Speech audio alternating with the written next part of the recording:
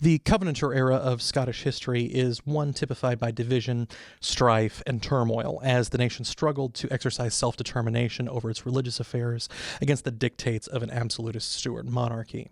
And over the course of the 17th century, two major waves of Covenanters emerged. The first would be this initial phase that emerged in 1638 in response to the Book of Common Prayer being drafted the year prior. This group would be responsible for the publication of the National Covenant in 1638 and the Solemn League and Covenant in 1643, and would largely thrive in the Northern Kingdom before the Scots' ultimate defeat and subsumption into the Commonwealth in 1651. The latter wave of Covenanters would emerge after Charles II was restored to the throne in 1660 and would become increasingly marginalized and persecuted throughout the Stuart Restoration, to the extent that the latter portion of this period is referred to as the killing time in popular Scottish history. Both of these groups are typically referred to, somewhat confusingly, by this name, Covenanter, and this same title, despite having at times conflicting goals, compositions, geographical bases, and even methods to achieving their desired outcomes.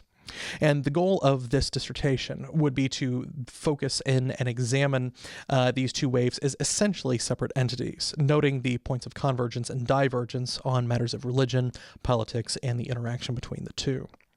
And in analyzing these different themes and these different phases, this work will seek to contribute to the existing historiography in an important way. Histories of the Covenanters date back to the period itself, and they've differed greatly over the intervening centuries in matters of scope, analysis, and intent. Early works of history concerning the period, such as Robert Woodrow's History of the Sufferings of Church of Scotland, or John Howey's Biographia Scoticana, better known by its title of Scotsworthies, do tend to treat the whole period as one movement, though even here there is emphasis placed on the latter period of Covenanters.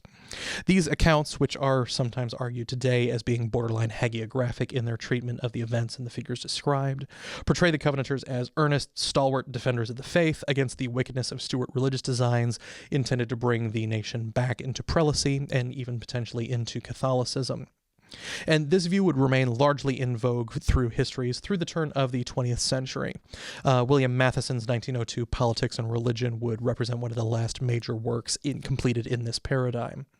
However, modern histories have revised this view and deviated from it quite sharply. These modern works have naturally divided themselves into pre- and post-Commonwealth analyses of the period on an implicit level, but they have not explicitly shown how or why these groups ought to be viewed as separate. The Commonwealth simply proves too easy a natural stopping point, and the Restoration too obvious a starting point in these respective discussions of the two periods.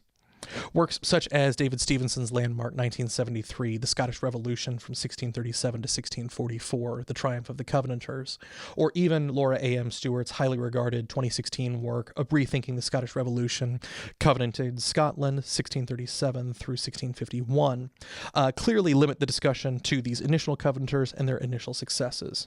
And both of these works emphasize the modern historiographical framework for the period, limiting the discussion to the initial Covenanters and their struggle against Charles I. In the case of Stevenson, he doesn't even focus on the full extent of Charles I's reign. The Covenanters' actions are largely viewed through a political lens, and their religious arguments are downplayed. In the case of Stevenson, he even asserts in his introduction that there was more to it than the dreary and irrational antics of backward and fanatical Scots obsessed by dark religion, essentially reframing the entire discussion away from a position found in Woodrow or Howey. Furthermore, he asserts that the group sought a coalition framework, stating that to counter Charles I's personal union of Scotland and England, union on other levels was needed. And Laura Stewart mirrors these arguments and builds upon them, arguing that the union described by Stevenson is more of a calculated alliance. And she says, hopes for a compromise solution amongst Scottish politicians and clerics were also reflected in the National Covenant. Its implicit endorsement of Presbyterianism cannot seriously have been missed by anyone who took an interest in the text, but it's telling that there was no explicit condemnation of episcopacy. This was important for those who feared with justification that Presbyterians intended to use the covenant to advance a full-scale attack on the episcopal office. And so you can see a alliance approach between political and religious-minded individuals for the sake of securing their ultimate goals. Regarding the Covenanters of the Restoration, Claire Jackson's 2003 Restoration Scotland 1660 through 1690, Royalist Politics, Religion and Ideas, and Alistair Raff's Culture of Controversy, Religious Arguments in Scotland from 1660 through 1714, focus in on this latter period. And as the titles of these works suggest, there is typically less of a direct spotlight on the Covenanters and more of an analysis of the period from a broader, higher level perspective. And Covenanters would appear as notable supporting cast members, certainly, but rather than the primary subjects of analysis, even though, admittedly, Raff's work deals much more centrally with the Covenanters than Jackson's work does. Overall, their analysis and their consensus is clear. Covenanters during this period were much more fragmented, disjointed, and increasingly desperate in the final years of Charles II's reign, particularly after the Covenanter loss at the Battle of Bothwell Bridge in June of 1679. And there is, of course, nothing wrong with such temporally specific focuses. All of these works represent vital contributions to the field and demonstrate their respective positions convincingly. However, this dissertation work seeks to emerge an older framework, that is, embracing the whole of the Covenanter era from 1638 through 1688, and therefore representing these two major waves as distinct though deeply interconnected entities. How did Covenanter views on faith, politics, and the relationship between the two change from the late 1630s through the 1680s? Ought these two be referred to commonly as Covenanters, or should additional descriptors be used for each period for clarity? How did these groups emerge out of the environments that led to them, and how did these background events shape their overall trajectory?